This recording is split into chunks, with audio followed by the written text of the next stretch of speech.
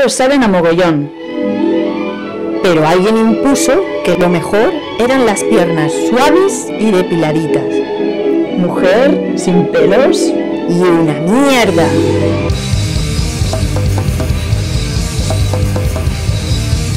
No vamos a depilarnos. O sí, si nos da la gana.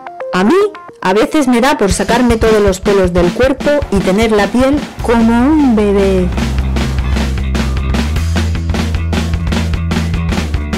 Yo voy a tatuarme una A de anarquía con pelos. Yo me haré una cresta en las piernas.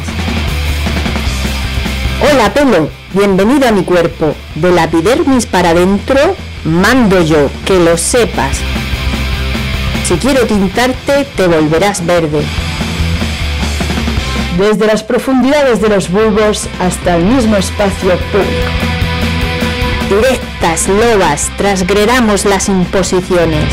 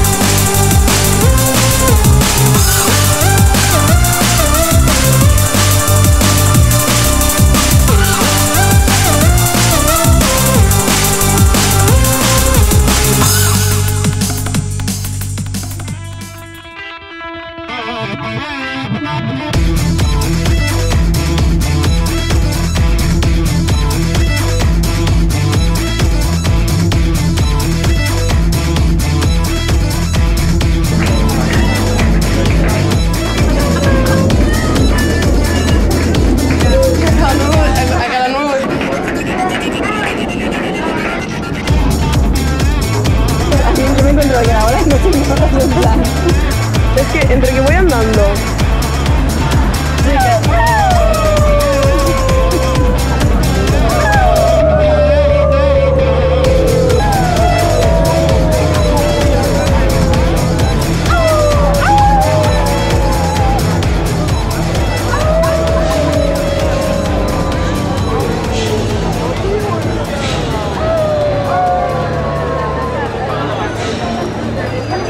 En la cama no pincha.